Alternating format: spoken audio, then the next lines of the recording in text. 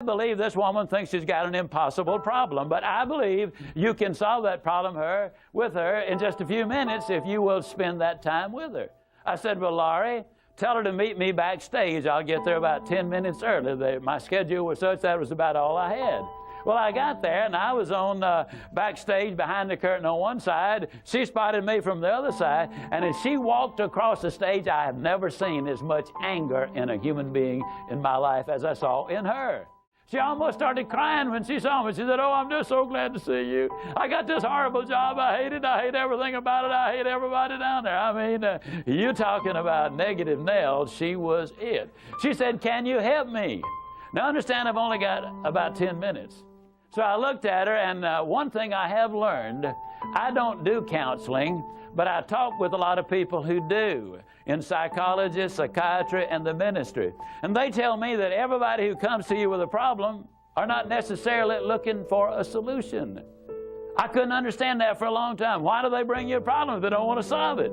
Well, I can tell you why. They want to tell you about it, you about it, you about it, you about it, and you about it. And if you foul up the deal and solve the problem, they can't tell you again, you again. They want the attention that goes with the problem, and every company just about it has that kind of an individual. They want the attention that goes with griping and complaining. Well, I looked at the lady, and it wasn't unkindly, but firmly I said to her, yes, and you know, ma'am, I'm afraid your problem is about to get worse. She said, what do you mean? I said, I believe they're going to fire you. She was stunned. I couldn't have stunned her more if I'd hit her in the face with a bucket of ice water. She said, fire me? Why on earth would they fire me? The inflection in her voice clearly said, they're the bad guys, I'm the good guy. Why don't they fire them and keep me? Have you ever noticed that people who are the problem never recognize that they are? They're in complete denial. They think denial is just a river in Egypt. Why would they fire me? I said, ma'am, I don't believe there's a company in America big enough to contain this much poison in one small spot. Have you ever noticed that when somebody is about to lose something they've been complaining about, whether it's a car, a home, a mate, a job, or whatever, when all of a sudden it appears they're going to lose them, it takes on brand new value. She looked at me and said, well, what can I do? I said, do you really want to know? She said, yes, I do. That's the reason I came to see you. I came looking for help, but you sure haven't been any help so far. I said, well, ma'am, I've got an idea, and I will absolutely guarantee you it positively, definitely, absolutely will work if you will just do it. She said, I'll try anything within reason. I said, okay, when you get home tonight, all of your household tasks are complete. It's bedtime. Get off in a room right by yourself. Get a sheet of paper out, and at the top of it write, I like my job because. She interrupted me. She said, that'll be easy. I don't like nothing about that job. Don't like nothing about those people down there. And I said, well, just as a matter of curiosity, do you work there for benevolent reasons, or do they pay you for working there? She said, well, I got to confess, they pay me. And I said, and you don't like to be paid? Oh, she said, yes, I do. I said, okay, tell you what you do. Open your notebook right now. We'll start our list of the things you like about your job. They pay you for working there, and you do like it, don't you? She said, absolutely. But she just stood there. I said, no, open your notebook now, and we'll get busy on the list. She just stood there. I said, ma'am, let me tell you what my experience in life has been. I've discovered that in 100% of the cases, no exceptions, people who won't take step number one never take step number two. You see, she had come to me with an impossible dream. Her dream was that nice Mr. Ziegler was going to solve all of her problems, and she would live happily ever after. But folks, I got news for you. I can't solve her problems. I can't solve your problems. But I will give you some steps that I'll absolutely, definitely, and positively will work for you, as it worked eventually for her. I said, well, ma'am, let me tell you something. Unless you're willing to take step number one right now, it's been nice talking with you. She angrily opened her notebook. Before we got through, there were 22 things she liked about her job. Not only did they pay her for working there, they paid her above average. She had 3 weeks vacation with pay. She had a retirement program. She was in on profit sharing. She had health insurance, life insurance, and accident insurance. She lived less than 10 minutes from home. She was in on management decisions. The company sent her to 3 seminars a year to be paid for. She had her own private office and parking place. 22 things that she liked about her job. Now I said, ma'am, when you get home tonight, everything is finished. Get off in a room right by yourself, close the doors, change one word from I like my job to I love my job. Get in front of that mirror, and folks, I cannot say this strongly enough, but I'm going to try. The eyes are the windows of the soul. Look yourself in the eye, and with excitement and enthusiasm, say, I love my job because they pay me for working there. I love my job because they pay me above average for working there. I love my job because I have a wonderful insurance program. I love my job before every one of the statements. You will sleep better that night. You see, there's something hidden in what I'm saying to you now. When she says, I like my job, she's really saying, I'm grateful for my job. And of all of the emotions we can have, according to Hans Selye, the #1 stress specialist in America, the healthiest of all human emotions is gratitude. I said, you go down that list. I like my job. I love my job, rather. That is a way of gratitude. You'll sleep better the first night. Tomorrow morning, when you get up, get back in front of the mirror just before you go to work.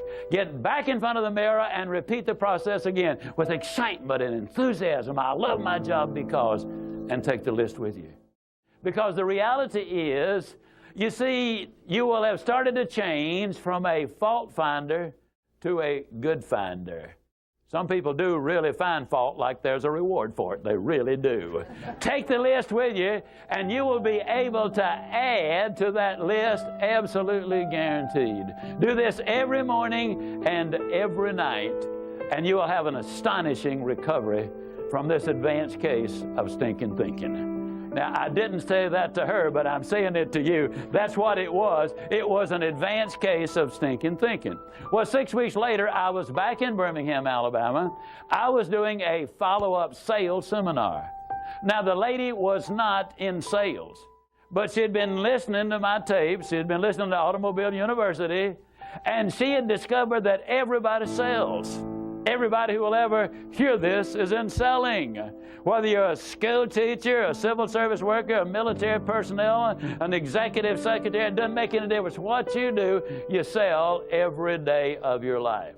There she was at the sales seminar, seated on the front row, grinning so wide she could have eaten a banana sideways. I'm telling you, you're talking about somebody that was excited. She was turned on. I said, well, how you done? She grinned even more broadly and said, Mr. Ziegler, I'm doing wonderfully well, and thank you for asking. She said, you cannot believe how much those people down there have changed.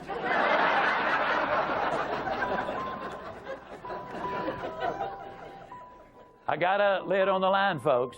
You're not going to change anybody else till you change you. Everything really does begin with you. Now, you see, the unfortunate thing, this lady had been raised in a very negative environment. First, her parents had told her that she'd never amount to anything. They had said, you know, you're always late, you're always sloppy, why can't you be like your brother or your sister or whatever? When she got married, her husband had continued it, and so her self-talk had become completely negative. Everything that she said about herself was negative. Like Dad said, I'll never amount to anything. Or like my husband says, I can't do anything right. But when she started changing the input, then some radical change. What's up, Fire Nation? Another bonus episode coming your way. This one was a great chat. I had a lot of fun with Terry Wilson. Terry is a serial entrepreneur who offers entrepreneurs and solopreneurs the tools, training, and technology needed to earn and enjoy more. For the past 13 years, he's helped thousands of hungry individuals discover their thing, develop the skills to do it, and be given a strategy to deliver it to market and produce value. Terry has a weekly podcast that can be heard on iTunes, Stitcher, and at terrywilson3.com. He also wrote a book called You Are Worth More, which you can check out at youareworthmorebook.com. We have a lot of fun in this episode, Fire Nation. I truly hope you enjoy. It's hard. It is hard work to achieve uncommon success. But you know what else is hard, Terry? being broke. You better believe that. Living paycheck to paycheck, not being able to support your loved ones, not being able to support yourself, not being able to get up in the morning and do something that you want to do, but doing something you have to do. That's hard too. So Terry, my call to action for everybody here is choose your hard. Like back in 2012, it was hard. I spent 32 years of my life doing hard work and making the wrong decision on choosing my hard.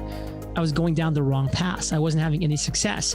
But then I flipped it and I said, you know what? Building this business, Entrepreneurs on Fire, it's going to be hard work. But the alternative is hard too. So I choose the hard of building a life of freedom, of building a life of choice, of building a life of uncommon success. And that's my call to action to everybody hearing our voices today. Choose your hard. Choose your heart. Boy, I love that. You know, because there's a high cost of low living.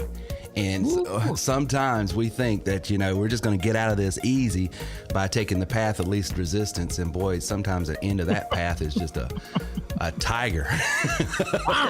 I'm telling you, brother, I'm telling you. Identify your big idea, not be a weak, pale imitation of somebody else's big idea, which most people do. They're like, oh, look at what Terry's doing. He's so successful. Look what John's doing. I'll just copy them. And then you wonder why you fail, because you're a weak, pale imitation of those people and you will never win as a result. You need to come up with your big idea, your zone of fire, and wake up every day on fire, living that life. That is the life that you deserve. Because what at the end of the day do we really want? Freedom. The ability to wake up and do what we want, where we want to do it, with whom we want to do it with. If you have those three things, what more is there in life? And you can give yourself that gift. Just take it. Which is identifying why are you here? You know, I like to say it this way. You're not a cosmic accident. You didn't show up on planet Earth because lightning struck a mud puddle billions of years later and you crawled out. You're a significant person with a significant reason for being here. There's a reason for you to be here. And once you identify that big idea, as John just said it, life becomes, oh my gosh, becomes unimaginable. Give us go ahead. Just on that point real quick. I mean, I think it's so key for people to understand this, like what Terry is just sharing. There is so much wisdom out there in this world, but there's also so much noise and it's chaotic. And sometimes it's so hard to really cut through all of this and to really get to the meat and potatoes, to really get down to what matters. Does anyone know Terry's story, what Terry did? I do. So Terry sold musical instruments, sold pianos, right? And what was it? Was it 9/11 that created the problem? Yeah. 9/11 creates a problem. Nobody wants to go. There's no money in town anymore. It's a brick and mortar store. Some woman comes up to him in church, some older woman, and she's like, I was thinking about your problem, and the Lord told me you should sell them on the computer. Sell your pianos on the computer. And Terry's like, that's a great idea. I got to get out of here because you're crazy.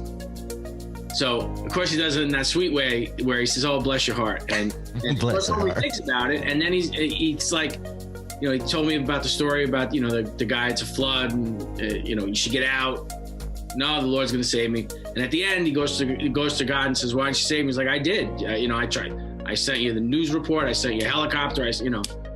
So Terry takes that and he's like, God's telling me what to do here, right? So I should do. That was the message. I should sell these things online. His first thought when the woman tells him that is, how am I gonna, because she said her grandson sold CDs. On eBay. Yeah, Terry's like, how am I, you could just I can't put a stamp on a piano. This is crazy. Drop it in the mailbox. Yeah, so next day, right? The next day he starts selling. Sells them out in a week. So he doesn't think about,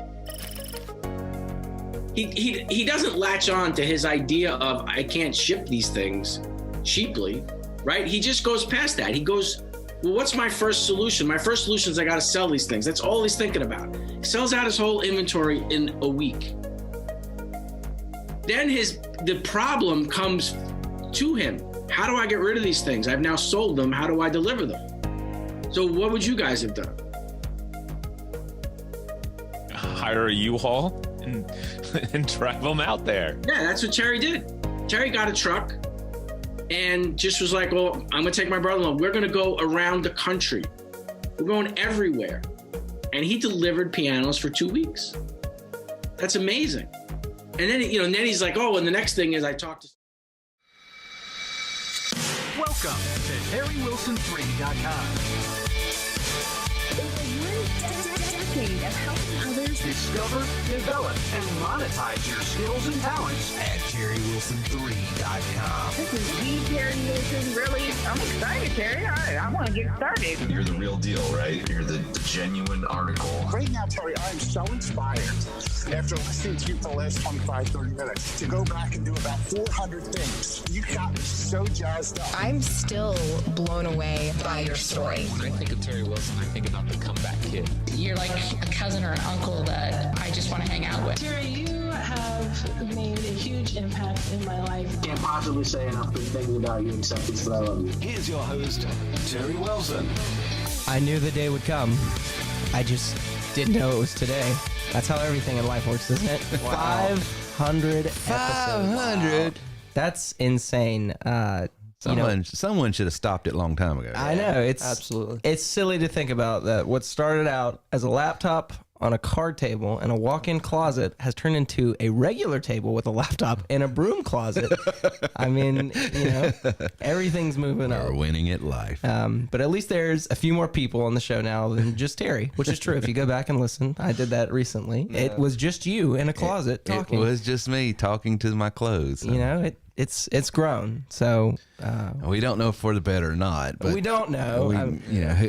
Jury's still out on that. Yeah, that. we're still trying to decide. Nobody really knows if it's just better, but so we want to bore you with a trip down memory lane, at least at the front of the show. In segments 1 and 2, we're going to get right down to business, but we will share some fun little memories on the last segment of the show for those of you that have been following us for a little bit here. And tonight's show is sponsored by none other than us, TW3. Do you need leads? Do you need a way to convert more sales? Yes. Do you need a way to manage your business? Yes. Then you need TW3. Go to TerryWilson3.com for more info. Here's some fun little insider info for all of you that don't know about podcasts and how this works. If the sponsor of the show is the show, it probably means that they just didn't set up the sponsor emails for that week's podcast. But, They might have been busy writing a lot of business that week. But, this last week's been really good. It's been very good. If this is a precursor to 2021. 2022. Oh, my goodness. What is happening? What is going on? We'll be all right. We'll be all right. Let me ask a question, since I got you young men on here that are out in the workforce. Not only have you worked here in your pajamas at TW3, but you've actually had to go outside of the house and make money as well. What is the hardest way you have ever seen someone earn $1? What's the most difficult way you say, okay, that's difficult, but boy, they're going to get paid? Yeah. Okay, I've got a good one. I don't think you can plan this. And if you can, God help you. Have huevos. I mean, major huevos. You guys can look this up. This has, been... It's funny because anytime like a big event for me, nobody else probably heard about this, but like anytime it made national news, I think. It's on national news. You can look this up. So Beach Mountain, the mountain that I go snowboard at most frequently, season pass holder. One of this, of course, it was a skier. One of the skiers hit a snowblower. He is okay, but he burst a pipe when he hit it, and so water that is provided throughout the entire park and the entire mountain is through these pipes in the snow, right? Well, it burst. So that's like, 500 pounds of water pressure, 1,000 pounds. It's something crazy. Some crazy amount of PSI. And it just so happened that where it burst was right over the Meadows lift. And so Meadows is like the green. So they have a water pipe that's under a ski lift. Right. That seems like it could be a design problem. It could be. See, typically it's not a huge problem because it's under the snow, right? Oh, yeah. But when somebody hits the snowblower that's outside of the snow, it somehow affects the water pressure inside the snow. So what he could have done is hit like a valve or something, hit a handle. That stuff should have been covered up, but, wasn't. Right. So, the water pipe burst and it shoots in the air, and it was over a green where it's a 2-seater lift. So there's not a lot of weight. It's a really small lift. It was 13 degrees outside. And water, 500 pounds to 1,000 pounds of pressure is like shooting up at where you're riding over. So if you were a single rider and God forbid you weighed under like 150 pounds or something, you're not getting over the water pressure. It was stopping the lift. So people were getting like trying to move up like on a normal. So the lift didn't break down. See, I thought part of the story was this lift broke down, and it was like this comedy of errors that happened at one time. That lift broke down and this water pipe burst. That would make more sense because you would think it would just be like, oh, what it was for me, because there's a 13-minute video. You can see what I thought was there's two people that got severely injured. The one I saw was pretty rough. It was a younger guy. He was skinnier. It wasn't that the lift wasn't working. It worked, but you couldn't leave people to get sprayed on because it was 13 degrees and it's a lot of water. They were literally freezing, getting hypothermia. So you had to move them through, but then when you move them through, the next person was going to get hit. So it's this weird table of like, what do we do? And so some of the people, they cut the water off. Well, that was my question. I was like, how hard? I don't do this job. I know nothing about. There's got to be a valve somewhere. There's got to be a valve somewhere, and I really wish it was faster. But this guy, for 4 minutes straight, can't get past the water. He's just getting sprayed. So it's lifting the lift. What's the temperature outside? 13 degrees. It's 13 degrees outside, and he is how many feet off the ground? Don't forget, this is water that's used to blow snow. So it's freezing water. It is freezing. It's cold.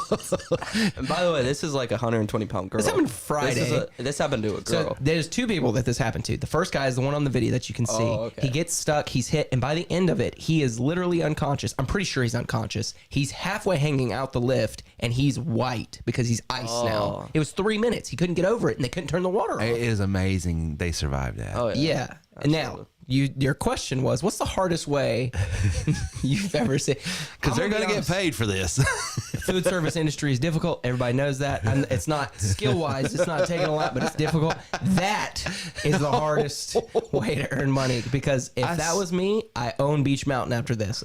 My first thought was, because I was riding with somebody that was competing, and he was like, oh man, just think of like the settlement they're going to get. And I was like, dude, I would have all new snow gear. He was like, I would have a house. I'd have a house on top of Beach Mountain. Like my dumb brain was like, oh man, I could get a new snowboard. And he's like, I'm going to literally live on the top of the mountain. Listen, if that's what it takes to get paid, I'll stay poor. That was awful. I saw awful. That and I was like, they killed these poor people. It's like, who do you blame in that situation? I mean, it's an accident. I mean, you can't really blame anyone. It's chaos.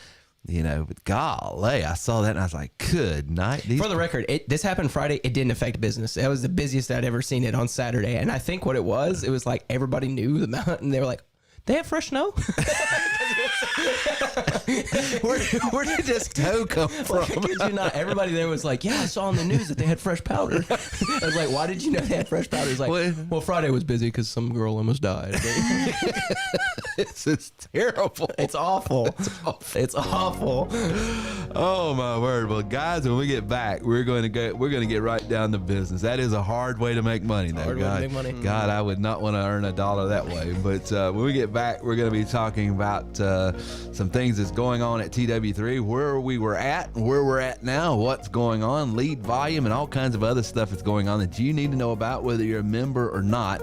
We'll get into that. And then in segment 3, we've got questions lined up that's been sent in, so we want to hit those. And then in segment 4, lastly, we'll probably take a little trip down memory lane and talk about some of our favorite shows over the last, 13 and a half years, 500 episodes. You sure it's not 12 years? I want that extra year. And I'll even tell you, I don't know if everybody understands how this show actually got started. So that'll be interesting. Yes, it was on a card table in a walk-in closet, but there's something that's unique about it that many might not even know about it. So we'll get into that, but we won't bore you with that until segment 4. That's for the real fans when we get back right after this.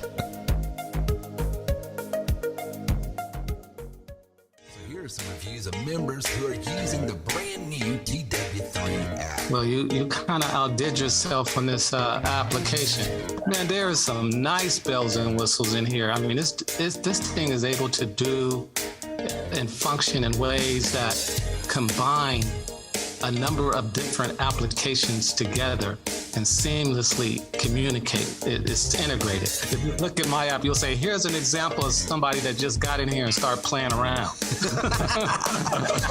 No, it's fun, man. It is a fantastic application. And, the funnels, the tracking system, the opportunity, the CRM is all, I love it. It's beautiful. And once, it just takes some time. And then once you do it over and over again, it becomes easier, so the more time you spend working at it, the easier it gets. To harness the power of the new TW3 app, go to TerryWilson3.com today or call, text, or email your authorized TW3 member.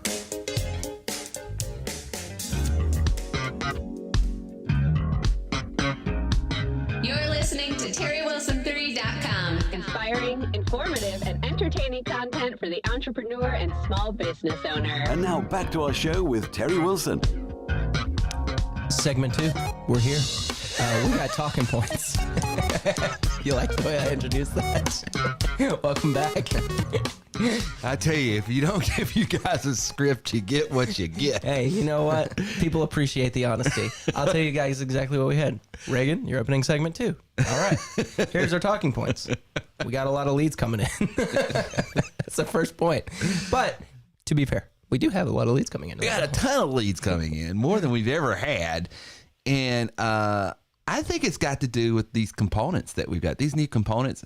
One of the things that's always been, for me, difficult to generate leads is, and think about it, you guys are on social media, you're on different places.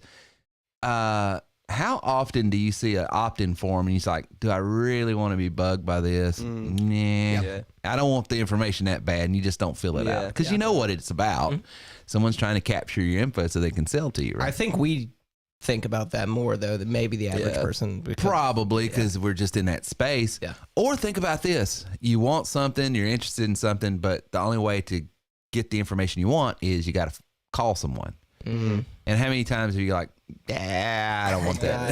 I hate interacting with people. I have to talk to people. I gotta make screw it. I don't need it that bad. I literally do that for a living, and I'm just. But that's the typical way you either put out this marketing piece, whether it be a mailer, whether it be email, whether it be text, voice, social media. Something's out there, it's grabbing people's attention, and then the next thing they have to do is give up info. I mean, that's the game. That's the game, no matter where you're at in lead generation. And a commercial on TV is lead generation, if you think about it. Yeah. Everything goes to lead generation, right? Well, that's the rub. That's the hurdle as a marketer you have to get over, is trying to somehow beg, borrow, steal by hook or crook, trying to get that person that's watching this TV commercial, listening to this radio, whatever the thing is, trying somehow to convince them, give me your information. Yeah. Just give me your name and email and phone, please, please. And then you got a lead, and then you got a means to connect with them and bug the pee out of them until they do something right. That's been the game for years. Yet our lead generation has just skyrocketed. Why? And I think it has to do with some of these components, specifically the chatbot. Yeah. That chatbot. Yep. I had a really good conversation today with somebody, a lady that had done insurance. And if you've worked in the insurance field, you're pretty familiar with data lists, B2B lists, B2C lists. She understood the value that we kind of had there, but she had a really good question. I would imagine it's a really common question. When you know that things like data lists exist, she goes, why would I pay you guys to generate leads when I can go get 1,000 leads or whatever for $30, $40? Right. And that's a great question. Great question. I said, yeah, that's true. Why pay us for leads when you can also just put out an ad on Facebook or Craigslist or anywhere else? But the way that I think it's helped us the most, and now I've realized this over the last year, okay, anybody can really cast a wide net to get leads. Yeah. It's really easy to just throw it out there, right? But the problem is, how do you distinguish the good type of lead and the bad type of lead? Exactly. And how do you turn it? Because the reality is there is no such thing as good or bad. It's just hot or cold. Right. How do you get them that information so that they also want to talk to you? And that's like you're saying. How do you nurture that lead? And then that's what I was explaining to her today. I was like, so we use wide nets too, but what makes us special, and there's other companies out there that do it, but what makes us special is not only are we going to show you how to condense your audience, make sure that they're contacting you, but then you have a variety of ways that you can take that conversation. So if you have sales experience, which she did, and she appreciated this, it's like whether they buy anything from you or not, you're helping them. That's important. That's a key component. That's important. It's not only... Listen to that, guys. Whether they buy anything or not, you're able to help them and get paid. Yep. That's huge. My sales conversations have been easier than they've ever been, especially over these last few weeks. It's just because now with as many tools and as much as we can offer people, it doesn't matter who I talk to. It really doesn't. Even if it's somebody that's only worked at McDonald's their entire life and they have a bad attitude, right? I can still help that person. It's you like, want another job at McDonald's? I'll help you out. It's like, have you ever thought about data entry? McDonald's kind of sucks. Like, you prefer to work from home? You ever typed anything? Okay, well, let's fill out this application, just see if there's anything in your area that way. Right. And in that sense alone, I'm you helping. Just got paid. And you helped that person. And I helped that I didn't sell them anything because, you know, we all have taken sales calls. You know what it's like to talk to somebody who's like, well, I don't want to spend any money. It's like, okay. Got it. Now I know where to take this conversation. All right. Don't spend any money. And I want to guarantee no problem. I guarantee I will find you some hourly or salary jobs. We are incentivized to get you exactly what you want. So, I mean, we're in a good space. We're in a great space. I love the fact that we no longer are in a position that we have to somehow convince people to think different. Yeah. Oh, that's what you want out of life? Let me get you what. Now, that's not what I want out of life. And all I'm asking is when I'm on my yacht taking my 5th vacation that month, you don't complain and tax the pee out of me because you think. And with the way our business is structured too, I appreciate for my generation of people that I kind of speak to, a lot of times I run into that the business opportunity space has been tainted. Yes. And I'm not saying it's unjustifiably tainted. There's a reason that people have, you know, a perception of business opportunity. But in fairness, every market has been tainted by bad actors. Absolutely. Yeah, there is no Snow White industry anywhere. But I just like how very open and on the books every single thing we do is. Because another conversation I had was somebody was asking about, okay, well, if I'm recruiting people and they bring on people and make sales, how much of that do I make? And I thought they were asking because that's what they wanted, right? I thought this was kind of going to be a bad takeaway from them. But they were actually excited about it. I was like, actually, that's not how any of this works. I was like, so this is not an MLM. I was like, we don't do any MLM or pyramid type structures. I was like, number one, because we're not making a comment about it, but that's just not us. That's not us. The reason that's not us is because look at our commission rates. Right. You don't look at our residual income when you do an elite. Well, there's a business component reason because the way this thing started, we couldn't. Yeah. You can't be in securities the way I remember that, but I forgot. I think I forgot to tell her that. But like when we started this business, you literally couldn't be a part of an MLM and run this type of business. It was against the law. So, you know, by law, we didn't do that. But on top of that, it's like and don't mean for it, but needed to. It wasn't enough to just say this isn't. We had to be vetted by authorities. I had to submit paperwork. So this isn't my opinion. Right. This isn't my branding of it. Right. This is I have been cleared. This isn't a spin you're putting on like, hey guys, we don't do that. It's like literally I'm not allowed to do this. Right. So, you know, for her, that was another big selling point. She was like, I actually really appreciate that. Like everything from, you know, our dialer minutes to the upfront cost to how we try and finance it to if you don't get financed through third party, like how we do second party, third party lenders and through in-house lending. Like we're very open about every single thing we do. Well, it's a great thing to have nothing to hide. Yeah, it is. I mean, honestly, that's what I'm saying. That was one of my talking mindset trainings probably about 3 or 4 years ago. I don't know if you remember it. It's about freedom. What is freedom? Nothing to hide, nothing to lose, nothing to gain. Yeah. When you're in that position, you then have true freedom. Yeah. If I have something to hide, I'm always looking around the corner. Sure. Well, I hope they don't figure this out. Yeah. If I have something to gain, then that puts me in a position I have to sell you this. Otherwise, I won't. Nothing to hide, nothing to gain, and nothing to lose. Take it or leave it. Yeah. When you have that. Well, that's when you get to be like Chris Miller and be the guy that go away. Everything about my funnel says go away. Just if you don't go away, then because there's like 100 people behind you. Yeah. You know, and statistically speaking, probably won't talk to him more. Yeah. I mean, it's just so I love the position our members can be in. I love the position we're in. You know, after 500 episodes, the lead volume, it just continues to grow. And so that's great. You and I went on a very weird trip last week because it's something we don't do. We, as you know, River, we work from home. It's very rare that we leave. We had to drive somewhere. And we had to actually go on a sales call. Nah, it was fun. And it was fun. But what was your takeaway from just meeting a 60-year-old, 70-year-old marketing firm? Because at the end of the day, they're marketing. It's in a different form. Yeah. It's in the original form, which was print. But what was your takeaway from our meeting and the value that we were? I mean, I thought it was a great meeting. I walked away feeling satisfied that we were able to bring value to people, even though we're just a little 13-year-old company. And here's a company that's been around for a long, long time. Yet we have strategies that they want and stated they wanted it and stated they need. And is going to be able to help them pivot and position themselves to be able to help a client from, whatever angle they want. Outside of some of the humor, I mean, you got to get past that because I know my mind goes straight to some of the inside jokes and stuff. But what was your takeaway in some of that? There was two big takeaways. Number one, we did do a sales call, and it was kind of funny to me. I was having a blast doing the sales call just because our business, I can't tell you how many times we talk to people that are in sales, and what they like about our business is that they don't have to do what we just did. Yeah, because you take. It was fun for us because we got to go on a road trip. Yeah, that was my first takeaway. It was like how much fun I was having doing the thing that other people are like, I hate. I would just love to take my calls from home. Yeah, that was number one. Number two, though, and it wasn't just them, who we went and saw, but we had a few businesses that we spoke to, and just seeing how many industries it fit. Like even at breakfast today, right? My roommate he's looking to become a property manager in South Carolina. You have to be licensed to do that. So he's, planning a trip to go to Columbia and stuff. But I was talking to him about when he gets his license, the next step is you apply for these different, who needs a property manager, basically. Right. And the thing that I was telling him would separate him is to be able to go to a meeting.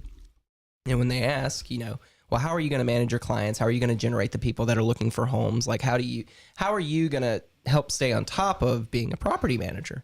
And I was like, let me set you up through our app, an entire page. It's, Logan's property management. Right. And you're going to have different forms. It's like if they have any tickets, let's say you have some tenants that need something fixed. This is their whole support system. I was like, if they're separated and you need some of the property is on this side of town, some of the property is on this side, so like you can tag them and you know where they're coming from. Yeah. Like everything you would need. And then if you bring this to, presumably the property owner, I was like, you're going to look like a professional. Yeah, you're walking in as a hired gun already. Right after getting your license, you're like, I know how to manage all my clients. I know I've got them on an email list. I've got nowhere to, Well, see, you're talking about property management. And that's way different than the sales call we were on. And then the first sales call we were on, because we made two. Yeah, we did two that day too. The other one was a ministry that was helping people that were coming out of incarceration to become rehabilitated. Yep. And get back into society, both from a ability to work and to just function in life. Yep. And so it was a wonderful time. But here, this is a ministry, and you'd think, what does a ministry need? Well, they need ability to receive funds and get donations. They need an online presence to let other people know what they're doing. They need to be able to manage those guys and ladies that are coming out of that, customer management system. Yeah. I mean, there's all kinds of things. Isn't it cool that what started out as just insurance, this was just a lead generation system for insurance. Yeah. But because it always has satisfied that one demand that every organization has, which is the ability to get in front of people, manage those people, and then scale that process. It can go in any direction you want. I know we'll get to it in segment 4 because that's more of our nostalgia trip since it's episode 500. But it is just to think of what was originally what it was. You know, even 2 years ago, like just Well, it's just because the market keeps changing. And then to go from that to now, it's just like. For me, it just makes me excited to see what we look like in 5 years from now. Oh yeah, yeah, absolutely. I mean, granted, live in the moment and appreciate the present, but I just it's exciting. It's exciting to see. Exciting. Just off a side note, what's weird to me is I go in and get my hair cut, and this is how I'm recognized. That is weird to me. Well, yeah, it's very little. weird. It only takes about 30 seconds to get the job done. You pay people to do that? Well, too much, by the way. But do you know how I'm recognized? Hey, you're that guy on the podcast with River. I'm the guy on the podcast with River. Right. Yeah. Well, I mean, yeah, that's me. RW3. I mean, I just run the controls for River. Yeah.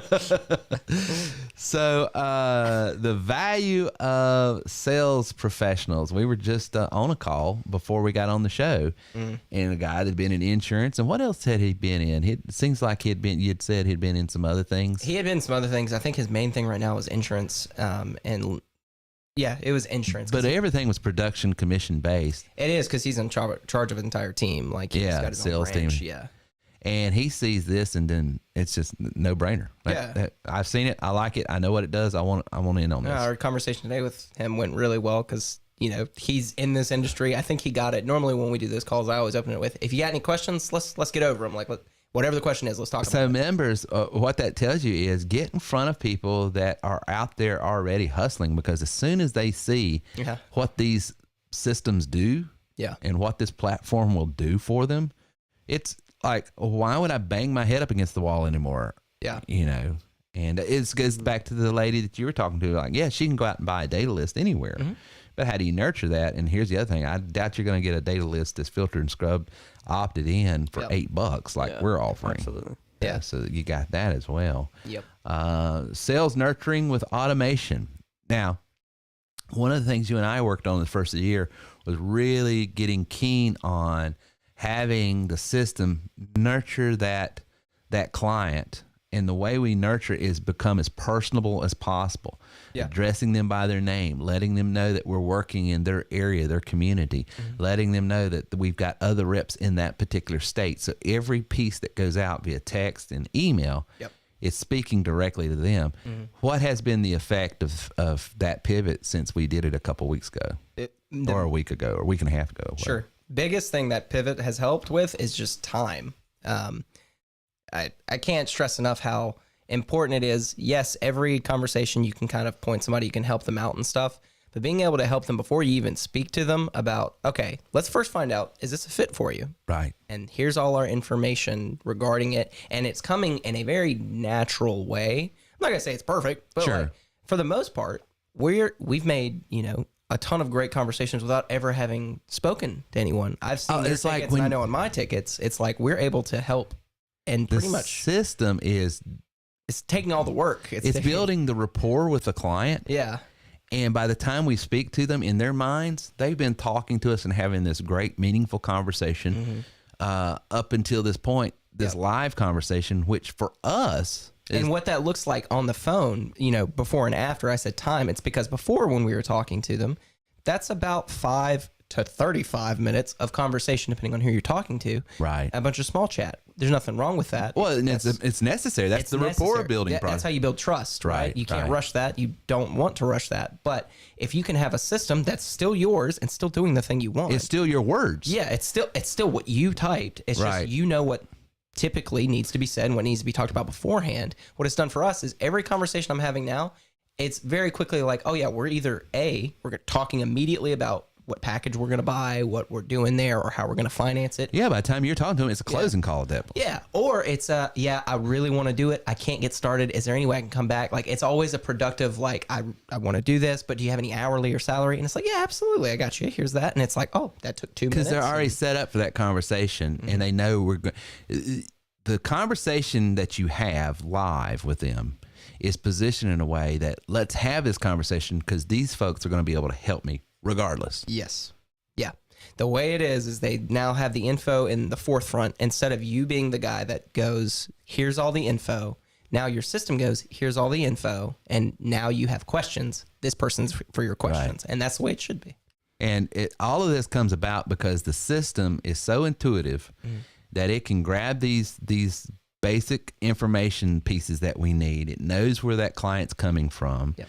It knows why they're there. Yep. And so it's navigating this conversation so that when you finally spend real time, because you haven't spent any time, the system's doing all this. Right. By the time you're spending the time with them, It's pretty much, up or down. Am I going to make a commission off of getting you a marketing piece, a marketing system, or am I going to make money by referring you out to something else? What are we going to do? Yeah. And it's doing the whole Chris Miller thing go away the whole time. Well, that's super important, because I will say I could see where a lot of sales guys would get burned out. I could see where negativity would take over for a lot of people, and they go, well, if you talk to 15, 20 people, especially in a year like 20 and 2021, where everybody's emotions are hyper. You're going to talk to a lot of people that are frustrated, and whatever you're doing, they're going to be frustrated, and you can only take so much of that before eventually you start to get jaded. You're like, well, I know it works. I know this is legit, but I'm talking to 30 people, and every single one of them is mad that I'm talking to them. Or calling me things other than my God-given name. Yeah. And I've been called all those things before, but just not in such a fashion. And it's not that I disagree with all of them, but still. That's right. But why are you, inside voice. Inside voice, please. But no, it's been good. It's been good. And so from starting off in that little walk-in closet to in this broom closet today. This beautiful broom closet. This beautiful broom. It's the best broom closet. It's been a great journey in 500 episodes. I can't believe it. So got a lot of stuff. Hey, we got questions coming up. We got about 5 questions teed up. And if you've got questions, you're on the live stream tonight. Of course, put them in, and one of our members will grab that. If not, we'll try to get it on the next live stream next Monday night. But when we get back, we've got some questions we'll be answering when we get back right after this.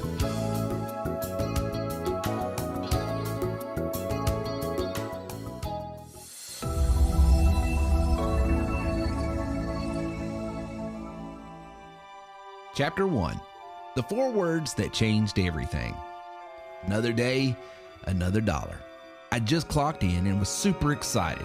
I finally felt like an adult. For the first time in my life, I was working for someone that wasn't a family member. Hi, I'm Haven, and Terry Wilson's my dad. And the reason why I think I like this is it teaches me not only to earn money and work when I get older, how to earn it. It also teaches me how my dad used to live in the past, what he did, what was his first job, the reason why he came into this podcast sphere. So that's why I think I like his podcast and this audiobook. Get the audio version of You Are Worth More at coachwithtw3.com. That's coachwithtw3.com. Get the first 2 chapters for free.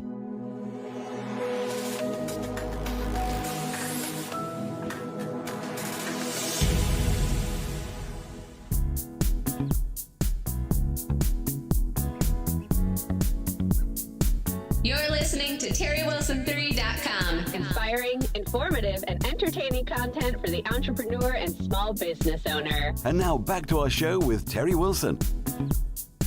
What's up, guys? What up? Segment 3. Segment 3. We're gonna get into your questions, and it's gonna be awesome. So, how do you know?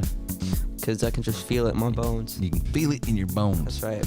Well, you are a podcast professional. So yeah. It is his show. It is his show. This is my show. Well, River and you want to go ahead and give a shout out to your hairdresser and hairstyle? Oh yeah, shout out Abby. She's cool. She listens to both of the podcasts. So shout out her. She listens to your podcast too. Yeah. And this one. And this one. Well, they're both his podcasts. Well, we're guests on his show. It's me and. Well, see, I only listen to your podcast. I don't even listen to this one.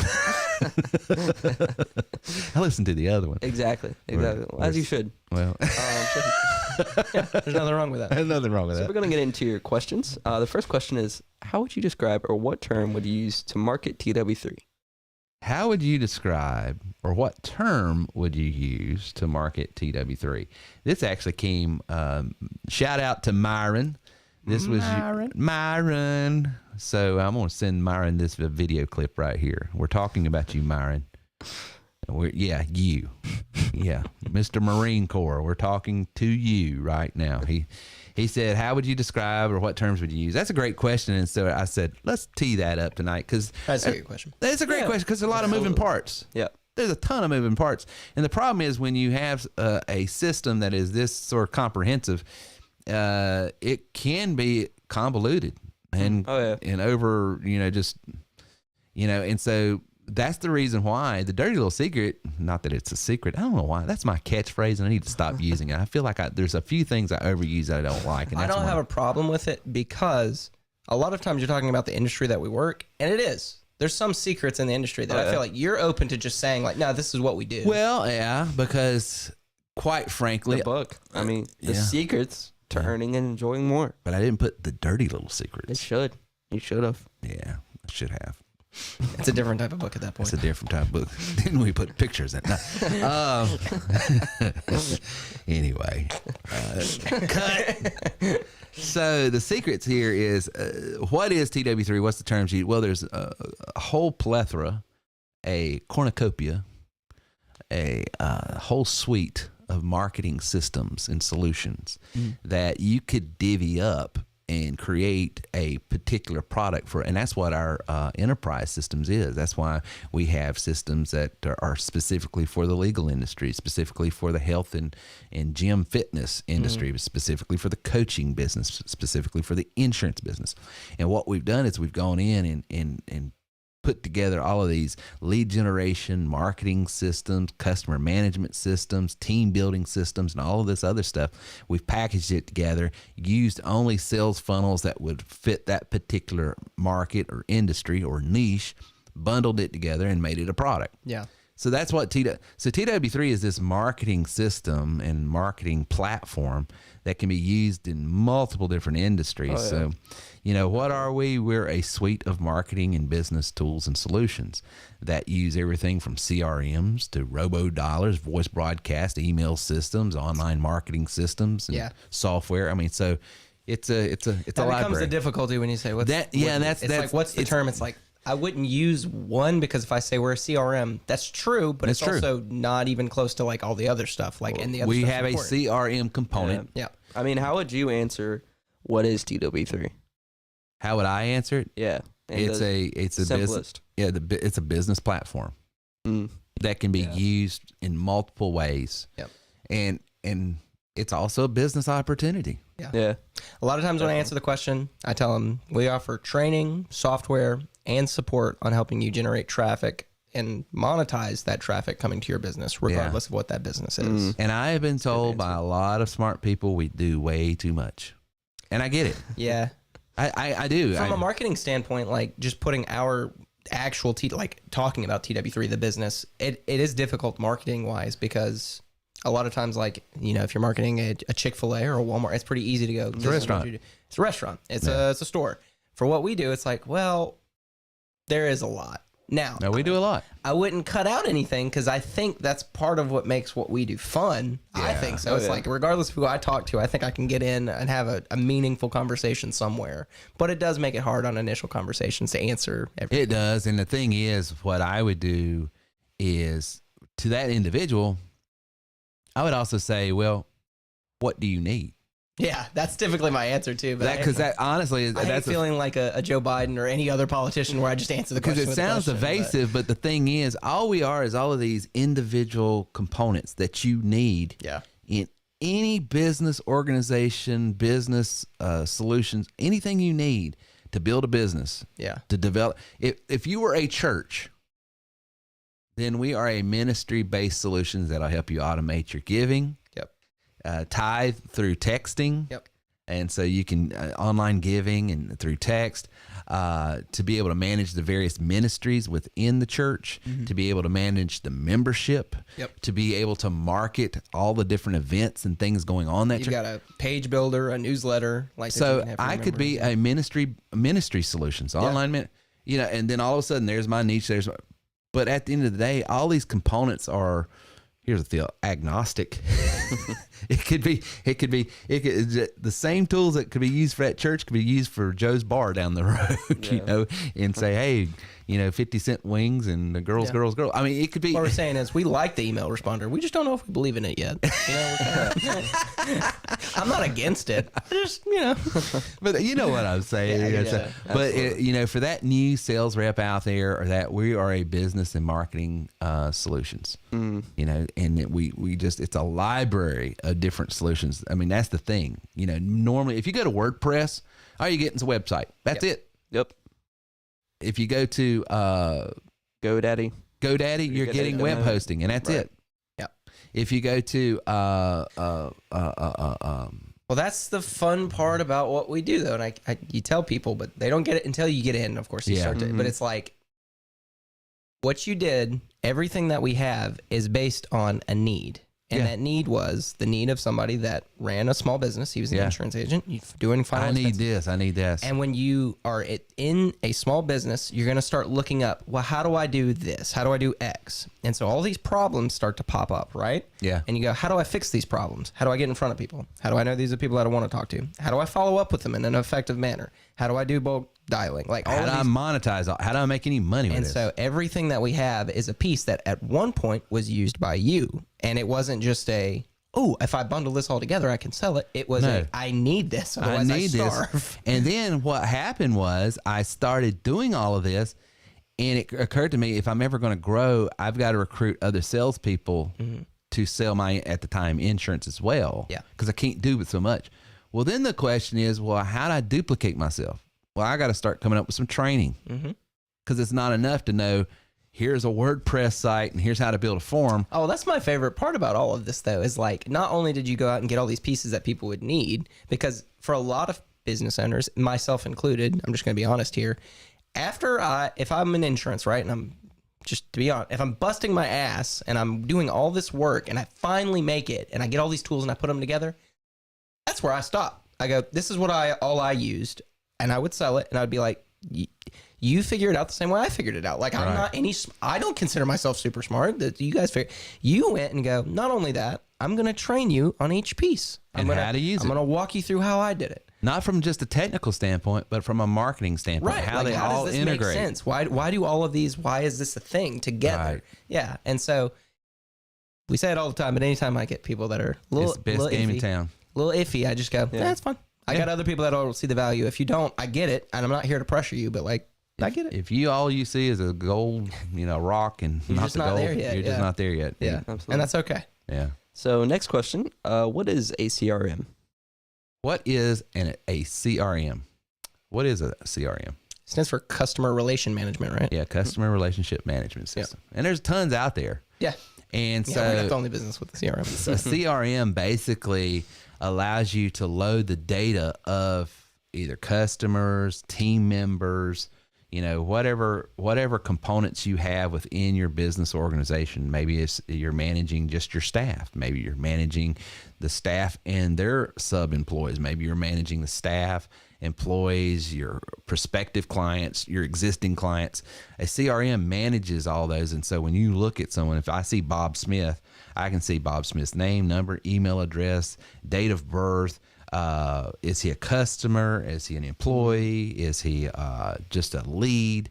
What has Bob Smith done in my business? He's been to this website. He's been to this. He's clicked on this. He's talked to this person. This email went out to Bob. This text. These are the conversations we've had, Bob. All of the data that's involved with Bob Smith in my business, it's tracked. And it's right there in one spot. And it's super cool, especially if you have other people that you got to stay on top of and you're giving them stuff. Oh, it's so great because that opportunities tab that we've got in the app to be able to not only track my notes, everything you're saying here is like put who they need to follow up with next. Right. Like, okay, I've talked to this person, but who does this go to? Who, which one of my managers do I want this team member to follow up with? Right. Like, okay, I'll put them under there. Oh, well, what was the issue? What did we talk about? What's that conversation going to look like? Oh, here's notes on what they should be talking about. Here's what time they should talk. Here's how much I think that talk was worth. Like everything is tracked. Right and so you can never go, I don't know what I talked about. And the difference between our CRM and any of the others that I know about, I'm not going to say we're the only one because I don't know what else. There might be something out there. You don't know what you don't know, right? Yeah. But from my understanding, and I've spent a lot of time researching it because I've used CRMs this whole time. But the difference between ours is it integrates with my email, my text, my voice broadcasting, my funnel, my website systems. Every single component I have is integrated with the CRM. To do that before, let's just use let's say, for instance, I had WP forms and they were opting in.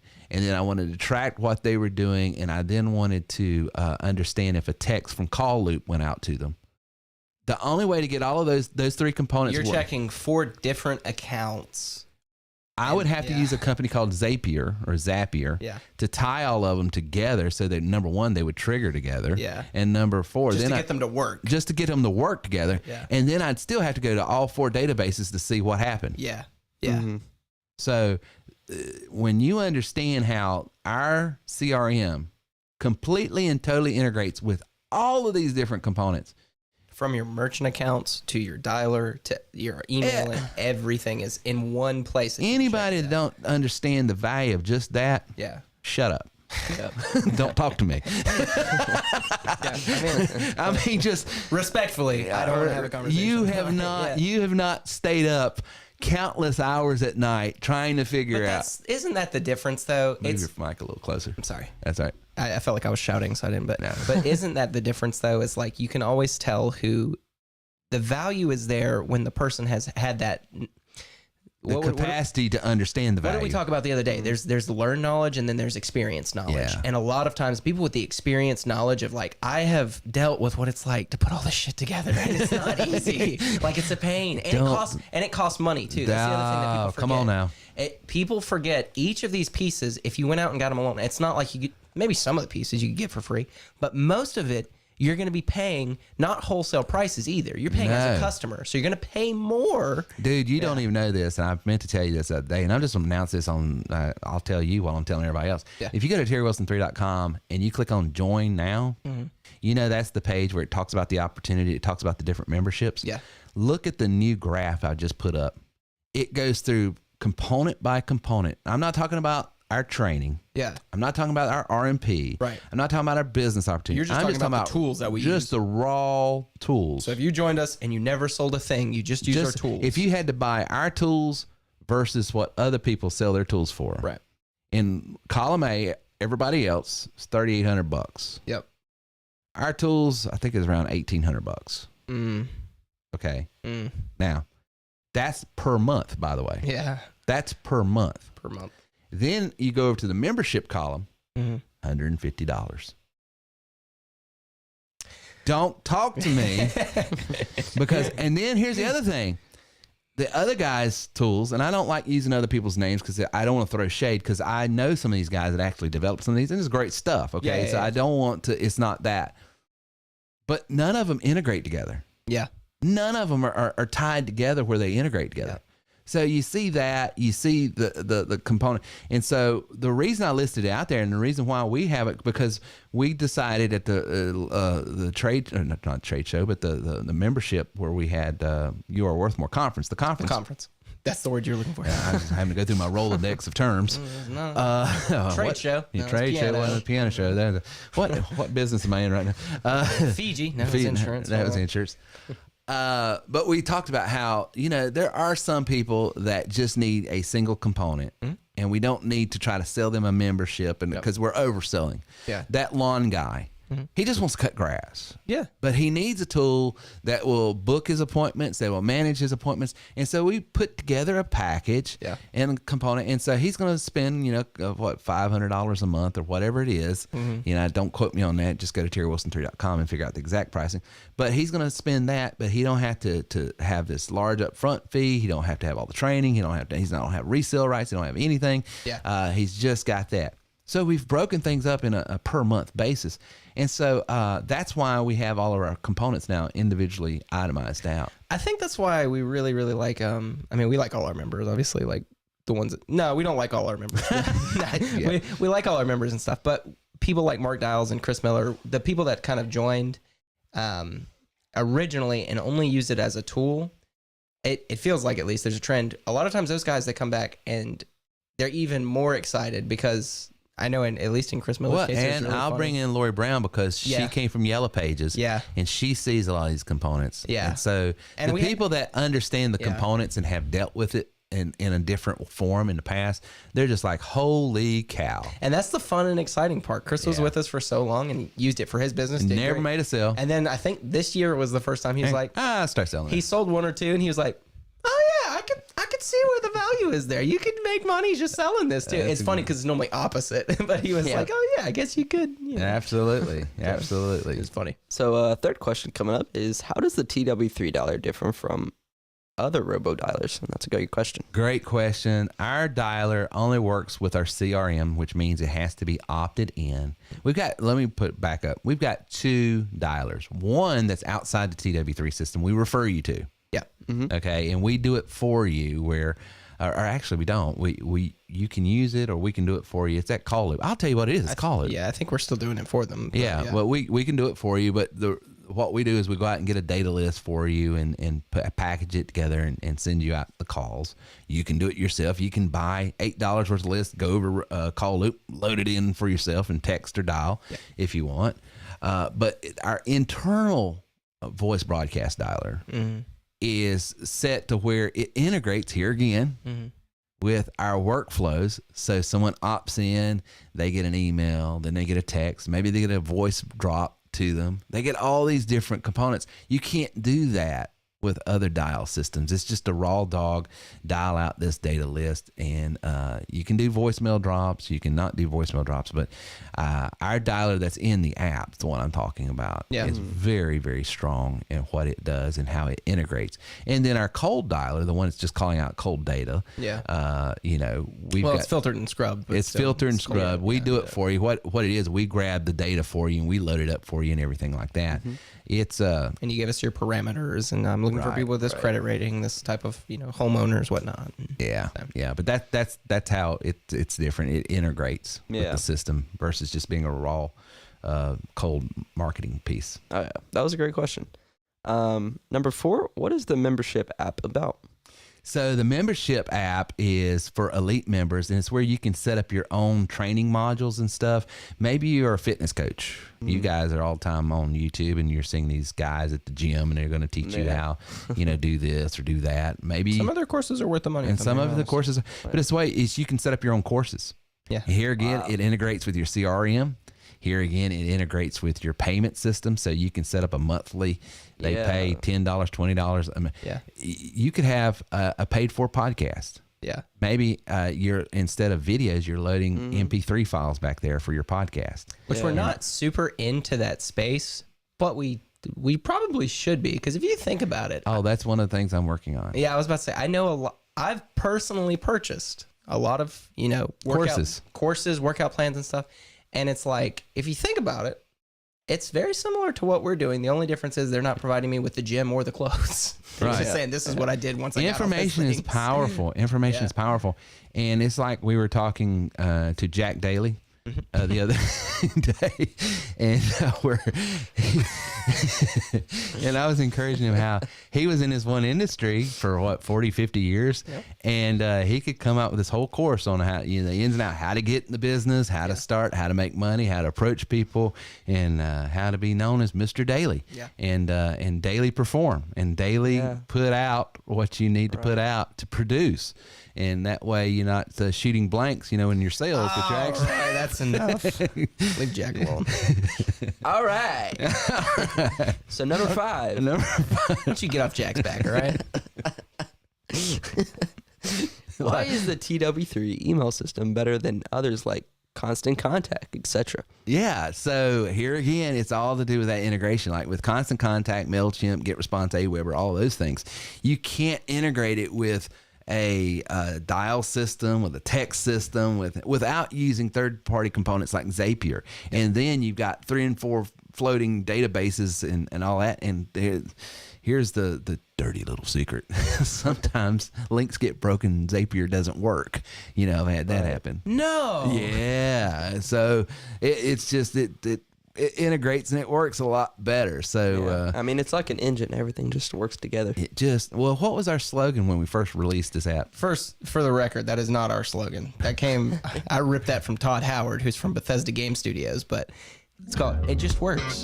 It just works. It's a little bit of a meme. It's technology. Everybody knows sometimes technology does not just work, but for the most part, This one's working. It's working. This one's working. So, hey, when we get back, we're going to take a trip down memory lane. Hope you've enjoyed the podcast thus far.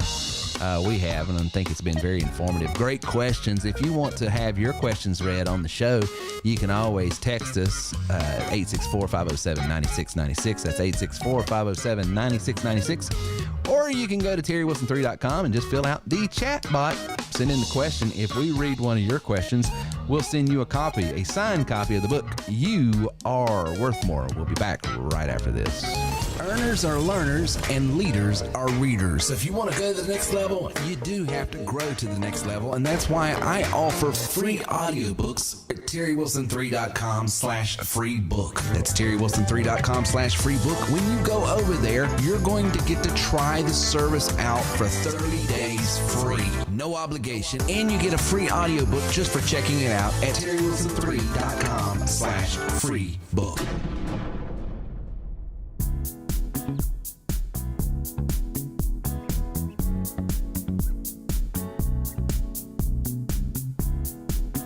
And now back to our show with Terry Wilson.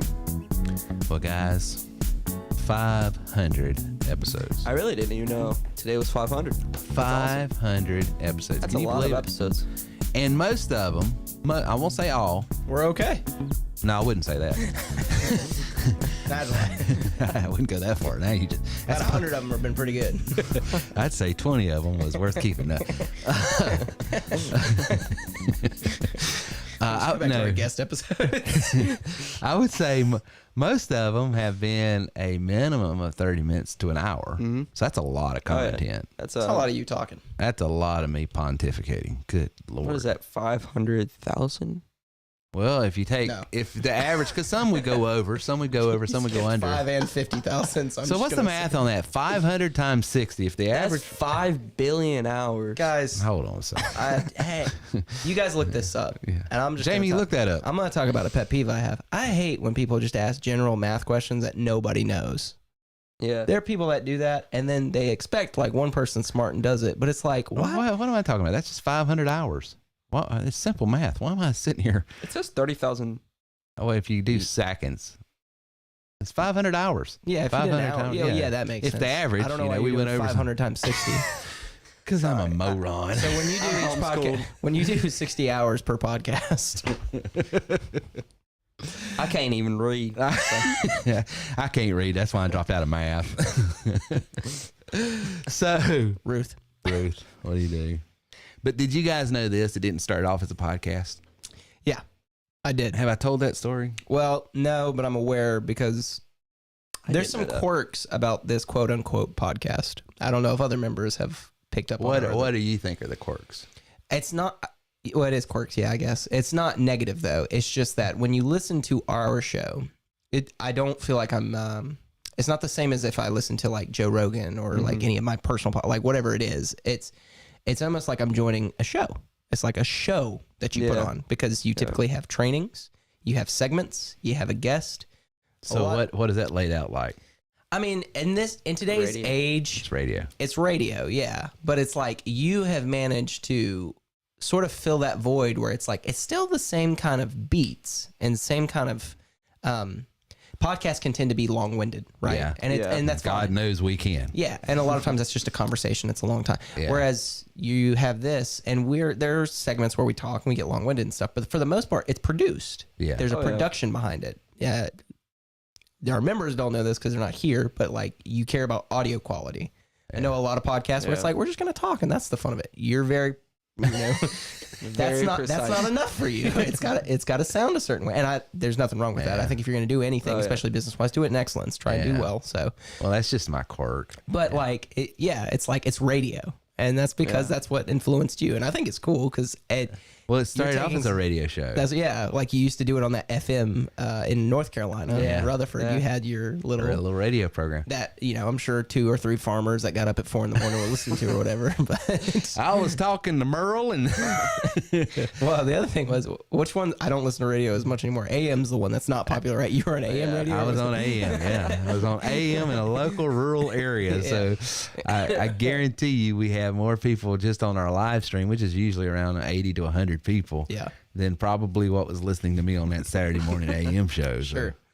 But I was, when I come up, there was no such thing as podcast. And so all of my audio influences and people I listen to, and it's no secret, and I'm not trying to get political, but my icon. You have a golden mic, I don't think. Yeah, I'm not hiding It goes the fact. without saying. Yeah, it goes without saying who my icon was coming up. Big Rush fan. I'm a big Rush fan. That's what you grew up with. You don't have to like his politics or like him, but I just felt like he was just a incredible broadcaster. Yeah. I mean, people don't understand. I'm going to give him his kudos. Sure.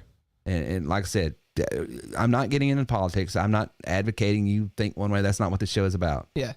But the man, number one, saved AM radio. AM radio would have gone away back in the 80s. Yeah. If it wasn't for Rush Limbaugh. Yeah. Number two, most people don't understand his business model. And it is brilliant the way he was able to monetize a particular genre that no one else found entertaining up until his point. Yeah. And so the intros, the outros, the quality content, of course, I came up through a music background and spent a lot of time in the recording studio. Yeah. So that's got a lot to do with my audiophile tendencies. You know, I think a lot of people get really upset just because of the political stuff of it. But, you know, you look further past that, like icons. Yeah. I mean, the numbers prove themselves. Like, and people that are iconic and they kind of go down, they're going to have influence on, you know. They know their craft. Yeah. You got to appreciate whether you agree with someone or not. And that's just why, you know, I teach this at church. Rush always had like a show that when Rush was coming on, even if he didn't speak, I knew it was Rush's show. Because of the way it was produced. It was a signature. There was a sound to it. That was just like, this is his quality. And it wasn't just a theme song. Yeah. It wasn't just the theme song. It was the way it was. There's a Bob and Tom. I'll let you listen to Bob and Tom out of Indiana. Yeah.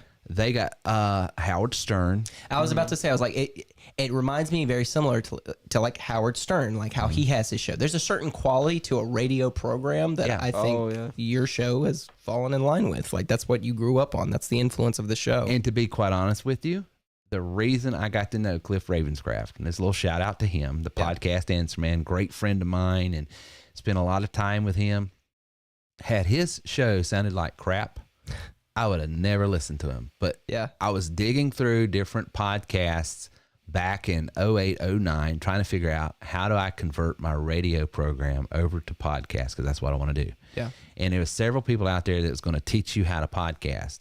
And I listened to a few of them, and then I brought on here's this guy calling himself the podcast answer man. And I listened to just the first few moments and said, okay, this guy knows what he's talking about, because the production quality, the sound quality, the sound bed, everything. He was up to minus 10 dB, which means nothing to anyone else. But I could tell he knew how to set a compressor, a limiter. He knew how to do certain editing things that... he had validity. Well, before I heard what he was saying, I heard how he was saying it, and that won and me in the over. Context of, you know, podcasting is incredibly important. Yeah, and then what he was actually saying, I said, okay, this is great. Yeah. But you know, it's important. But yeah, it got started as a radio program, and I don't know, and it was dollars and cents. I haven't heard that in forever, but I remember that. Wow. Remember that? Yeah, dollars and cents. I do remember that. Remember that? And I had the Australian sounding guy. And you were doing some advertising as well for like local Mexican restaurants that we were eating at and stuff. And I would do all the sound effects and isn't that crazy? Yeah, you did a cow sound effect at one point, didn't you? I did. That's embarrassing. Well, they sponsored the show because the deal I made with the radio's owner there was I would pay him one fixed price, which was $25 a show. But then I could go out and sell as much advertising on it as I want, and anything above $25 was a profit. That's a good deal. So I had it to where I was making a couple $100 per show. Nice. Because it was costing me $25, but I was selling it for like $225, $250 was my So it was another way of monetizing, my radio program. I think what that does more than anything though is it kind of goes to show the hustle. Well, nothing's come easy. I mean, but it don't come easy for anybody. I think a lot of people, you see a 500 episode podcast and people that are like myself, never run my own podcast, never done that, but they look at people like you that have been doing it for a really long time. I could see a tendency where I go, oh, I want to do that. and then I put a little bit of effort in, maybe 4 hours, 5 hours of work, right? And it doesn't go quite as well as I wanted it to, and I go, it's just not going to work. But dude, you've got. But I'm just saying, like, that's the difference though between what makes it and what doesn't. I think it's important. It's just hustle. Before it was easy to just put content online. You were locally going to radio stations and putting your voice out there. Yeah. Who knows who listened? The reason, nobody. But the reason I did that is because, keep in mind, I just got into insurance. Yeah. And the only way they were teaching me how to sell it was go out and pester everyone. And I just didn't want to do that. Yeah. I was like, good Lord, I don't want to do this. I think that kind of speaks to the character of the business, though, because as many times as people get a side glimpse of kind of what we do, they hear business opportunity, they go, oh, MLM, that's a scam. It's like, you really don't know the story behind this business. You don't know the personality, the story, the attitude. It's the opposite of that. This was formed because it was like, I'm tired of the girl I went to high school with selling me her lip balm or whatever and trying to get me a part of her MLM. Like, I'm just sick of it. Not gonna do it. Yeah. No. Well, and here's the thing. You guys, and you have been podcasting for what, a month now? Mm-hmm. And you got episode what? Today will be episode 6. And you told me you've already got about 30 downloads. Yeah. Per episode. Dude, I'm telling you. Why. I don't know why. That's awesome, dude. Yeah. Let me tell you, I made. None of them were me. I'm kidding. My first 50 episodes or more didn't have more than 10, 20 people. Yeah. And that was Grandma Joyce, me listening to it a couple times to criticize the audio quality, and probably your mother and a few people in church. Yeah. That was it. I mean, I do think a couple listeners are pretty local. Like, there's a couple people at the places I work. But that's how it starts. But, I mean, in all honesty, I genuinely, like, just to listen, just the listening for 5 minutes means so much, because you come up thinking nobody's going to, like, why would anybody listen? And just people giving you their time. Yeah. You know, that's... It's I incredible. like what you guys are doing, because this is what you do anyway. These conversations, everything we talk about. Oh yeah. Like, full honesty, aside from some vulgarity from mostly me and him, everything's pretty much the same. Yeah. Like, when we're talking and stuff, this isn't a show. This isn't a front. Right. Yeah. This isn't an ad. This is us. Like, it is a show, but this is how we talk. This is how we communicate. Right. And so anytime you can do that and, like, gain a following. Oh yeah. It might take a year, it might take 5 years, but, like, do it. You get a following, you get to pour your life into something that's meaningful to you. And then you get to receive how that affects other people. Yeah. And that alone is, like, how humanity has survived, is, like, that connection with other people, learning, like, and so in the digital age, being able to share your story, being able to talk about the things that bother you in an open format, and then the lessons you've learned along the way.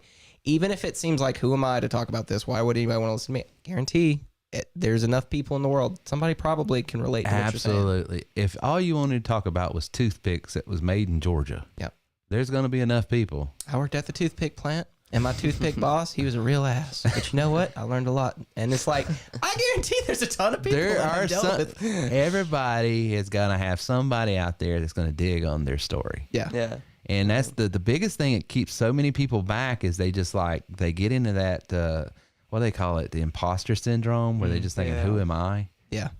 Well, there's always someone out there. I mean, there's a passage of scripture that says not to despise small beginnings. And if you really think about it, what is it to despise something? When you despise something, what is it? What are you saying? I always thought despise was like a synonym for hate. Yeah. I hate it. Yeah. But despise is more active hate. Despise is taking hate and activating it. And so it's like it's like I can hate something, but if I despise it, I'm like, there's like a participation. I'm participating. I'm thinking about it. I'm mulling it over consistently because I just cannot stand it. And the lesson there is to not to despise small beginnings. What holds people back in our business and everything else? They get in, they start, they don't get what they were wanting in the first week, 2 weeks. Usually it's about a month. Yeah. They throw their hands up. The world stinks. This is wrong. This is a scam. This is whatever pejorative you want to think. Which is fairly rare, but we just... No, I'm just saying the ones that quit. I'm not talking about everybody, because that is rare. Well, I'm just saying it for the audience so they understand. This isn't something that happens very often, but I do think that when it does happen, maybe we shouldn't be so bothered by it, or we really putting so much No, thought into it? it's not that. I'm just wanting to encourage everybody out there that the reason why that passage says not to despise small beginnings is because everybody starts small. Yeah. Nobody starts off being bad at something is the first step at being good at something. Exactly. I don't know if anybody, listen, even if you are that rich kid born with a silver spoon in your mouth, there's going to come a point where you've got to earn the status that your name has accomplished. And how many people have we met in business, and you guys more so than I have personally, that the only reason they're in that position is because of a relative like or who they know or whatever. who they know. Yeah. Well, can they sustain it? Is their life meaningful? Are they having a good time? Are they at the top of their game right now? Yeah. Are they well respected? Heck to the no. They're a turtle post, and everybody knows what a post turtle is, right? The farmer went by and he saw this turtle sitting up on top of this fence post. Well, the first thing, turtle. huh? It's a dead turtle. It's obvious the turtle didn't put himself there. Someone put that. It's a turtle on a pedestal. Yeah. It's just a turtle on a pedestal. Yeah. And you will run into some of these rich kids that were born as, Yeah. But you know what? They can't move.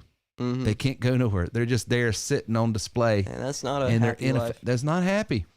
Mm-hmm. And so most of us don't have the privilege of someone just setting us onto this pedestal. Most of us have to figure out a way to crawl ourselves up there. And so we develop the skill sets, the mindsets. When if you saw a rabbit up there, you'd say, "Dadgum, that rabbit's got some vertical." He worked. Or worked his way up. Yeah. That's why I always have a ton of respect for the members in our business, especially the ones that came from nothing and then they're doing really well now. Oh, yeah. Because I'm fully aware of even my position in the company. Like, I've got insider, there are things that I get that other people aren't going to get. Sure. Like I can go and drive to your house and ask you a question if I'm struggling with a sales call. Like today, we took a sales call together because I was like, hey, he's in insurance. We're right here. You want to talk to him too? And so there's always privileges I'm going to have. But that's why I try and keep it in mind as well. I root and I will cheer and I will be the biggest supporter for our Garys, our Chris's, our Mark, our Lori, all these people that came from something else, invested in them themselves, and they're out here hustling and making it happen. And they're living they're living their life. They're not just surviving; they're enjoying life. But you're not using your position. You got where you're at because you work. I mean, but still, we're not going to get into personal stuff, but nothing has been handed to you, and you know it. There's a reason why you had to go work somewhere before. So, but for those who don't have that path, they can. But the point is, most of us always have to work to get to where we're at. You just do, and you're going to start off small. Yeah. I mean, are you making as much as you want now? No. Okay, so I hope my answer stays that way too. Yeah, well, I mean, and you can always all have room to grow. Yeah. So the point is, don't despise small beginnings. Learn from where you're at so that you can go to the next level. So this podcast started off with a old not 19. It was 2003 book, not an Airbook, but just a MacBook Pro, that old white one. Remember that white one? Yeah, I remember that. That's the only thing I had. Didn't have a microphone, didn't have anything. Had the microphone on top of that, right? I was talking in it sounded good though, because that closet. I hated it. Oh, I liked it a little bit because, and not the first two episodes, like you were playing around with it, right? But your audio quality got really good in that closet because it was in a closet with clothes. Well, it was insulated with the I had to be in there. It sounded like you were going into a sound booth. It was perfect. The time I had to spend in GarageBand just to get it to sound like that was so frustrating. I always thought it was just naturally because of all the clothes and stuff. Yeah. Well, guys, I hope you enjoyed going down memory lane with us. Real quick, we got to end here, but what's been your favorite episode of our podcast? That's a good question. I got a real quick one. What you're thinking? Go for it. I don't know what episode it is, but it makes me laugh every time I watch it. 3 or 4 years ago, it was on a podcast when we, Lindsay was part of it. Yeah. Lindsay was in it. Is it the toothbrush? No. This one was between me and, it might be, but this wasn't the focus of it. It was whenever River, I took his phone. I don't remember doing this. I don't what makes the podcast fun for me, and this is why I think it's like journaling or diarying, because you can go back and get a little bit of nostalgia of things that happened. I at some point took River's phone. I said, hey, can I see your phone? He gave me his phone, and I took it outside. And then I threw it off the balcony. Oh, that's what it was. We were outside standing on the balcony. Yeah, I said, hey, and then you locked me outside and you threw it off the balcony. So we were standing outside on the balcony. It's like a little porch, but it's raised. There's no stairs down. You have to go inside to get down. And then we're standing out there, and I go, it looks like it's going to rain. River goes, yeah, looks like it's going to rain. And I took his phone and I threw it off the balcony, and then I went inside and locked the door. So he was stuck on the porch until somebody let him in. But it started raining somewhere during that process. It started raining hard. My plan was to go to the bathroom and then come back. Bathroom was busy, so I had to wait. And I just didn't pay attention to him, and I forgot about him. So I went upstairs, and then I completely forgot I'd left him out there, because at this point, it's like, well, I'm on a new floor. It's a wonder he hasn't killed you. That was my old life. I'm not even on the same floor anymore. Anyway, he came back in. He was pretty pissed. So it's funny. Why haven't you killed this man yet? I don't know. I mean, honestly, not to get sappy, but that is something I can't pick a particularly like identify it just one episode, but really just like growing up on the podcast and having all these moments, it really is like a diary. So yeah, absolutely. It brings me back. I'm like, oh yeah, I don't know why I did that, but that is funny even to this day. Oh yeah, it's still funny. I remember that, and y'all were sort of bantering with one another, and I could tell you were irritated and you wouldn't let him up, so you were just and Lindsay felt like the little mama in the room trying to keep peace. It was hilarious. Because the thing is, looking back on it, I can confidently say that was kind of rude.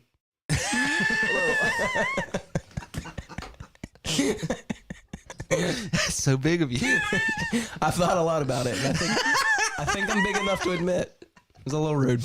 I tell you the growth. Yeah. So I'm just wanted, impressed. in front of everyone, I just wanted to apologize about what other Reagan did. It's all right. You know? That was me back then. I would never do that. It's all right. You have a new phone now. You live and you learn. You live and you learn. I would not have him on your podcast. I just wouldn't. It's so funny. Well, guys, it's been a great episode, and happy 500. Happy 500, and to the next 500 we go. And so it's going to be a great year. Got a lot of great stuff going on. Meeting with a lot of great companies that are using our app and starting to bring it into their portfolio to help their customers as well. So that's fun to see and watch as well. But Elite members, we will be live Wednesday night at 8 o'clock. So if you got questions, comments, snide remarks, or anything else, bring them. However, we will not be sharing my screen anymore to anyone. I have learned my lesson. Bam, bam. No, that was funny. We'll talk to you guys later. Thank you for listening to our show today at TerryWilson3.com. Get a free sample copy of the book You Are Worth More by going to TerryWilson3.com now.